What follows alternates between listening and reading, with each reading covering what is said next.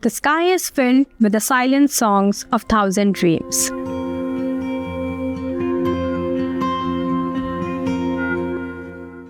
Rabindranath Tagore wrote this long before India launched its first satellite.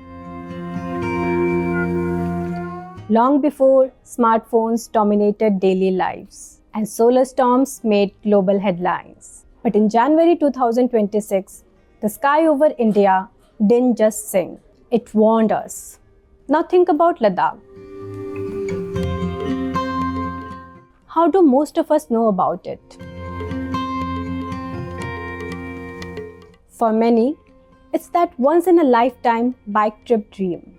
For others, it's a friend who came back saying, "You have to see this place to believe it." And of course, Three Idiots made Ladakh unforgettable. But what if I tell you that the sky above this breathtaking land had a message for us? A warning we almost mistook for beauty. If you were scrolling social media on January 19 and 20, you probably stopped mid-scroll. Blood red skies, northern lights over India, Ladakh's hanle glowing like something straight out of another planet. Beautiful? Absolutely. Harmless? Not quite. Because what you were really watching was the sun losing its cool. So what actually lit up India's sky?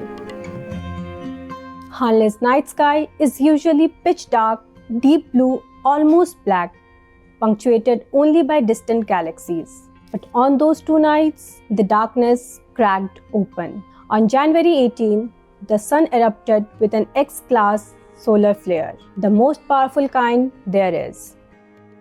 Think of it as the sun sneezing, but violently.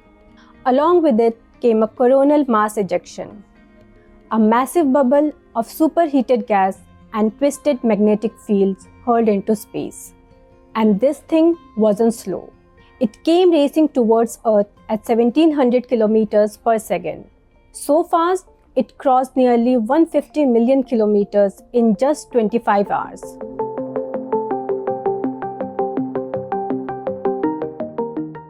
When that solar plasma slammed into Earth's magnetic shield, it triggered a G4 level geomagnetic storm, one of the strongest we have seen since 2003. So here's the science behind the magic.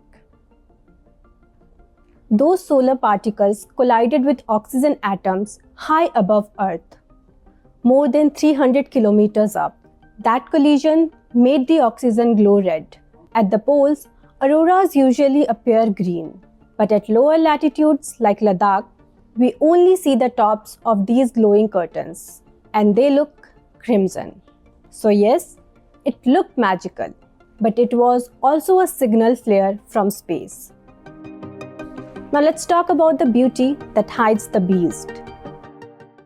While telescopes in hanle captured breathtaking visuals, scientists were watching something far more unsettling. This wasn't just a light show. It was an S4 severe radiation storm, an intense blast of high-energy particles from the sun. Earth's magnetic shield was squeezed so hard that satellites in geostationary orbit were briefly exposed to raw solar winds. In simple terms, our invisible armor nearly cracked.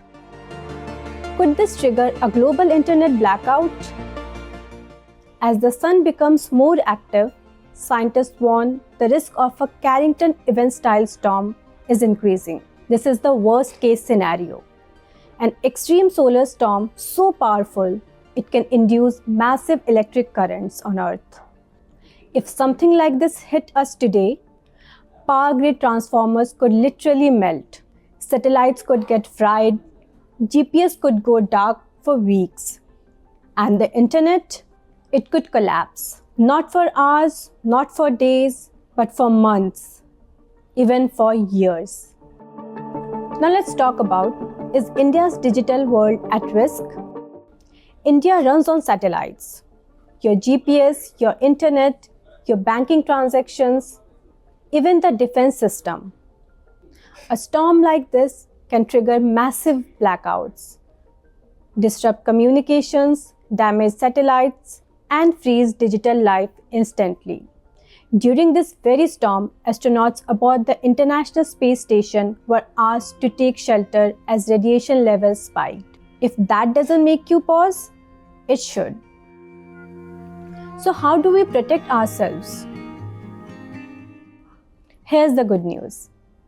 We are not helpless. Between Earth and Sun sits Aditya L1, a cosmic watchtower watching the Sun non-stop. It can give scientists 24 to 48 hours of warning. That window can save satellites, protect power grids, and prevent transformers from burning out. Now back in Hanle.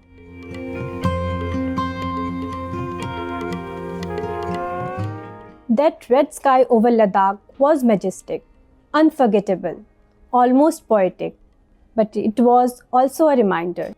Our world is connected, electronic, and fragile. So admire the glow, share the pictures, feel the wonder, but listen too, because sometimes the sky doesn't just inspire dreams. Sometimes it delivers a message.